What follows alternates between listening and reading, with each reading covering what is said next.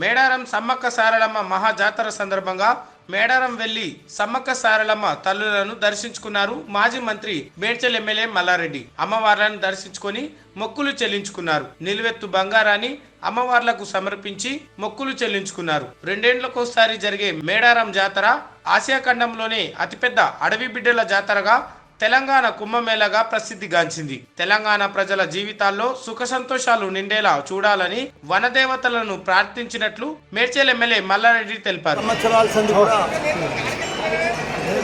సమ్మక్క సారక్క జాతరకు వస్తున్నా, ఇక్కడ వచ్చినప్పుడల్లా ఇక్కడ మొక్కితే నాకు మెడికల్ కాలేజీలు వచ్చింది. అదే మాదిరిగా ఇక్కడ మొక్కితే ఎంపీ అయినా, నేను ఇక్కడ మొక్కితే ఎమ్మెల్యే మినిస్టర్ కూడా అయినా, మళ్ళీ కూడా ఎమ్మెల్యే అయినా అని ఆ సమ్మక్క సారక్క దేవుళ్ళకి ఇప్పుడే దర్శనం చేసుకొని వచ్చిన చాలా సంతోషం అనిపించింది.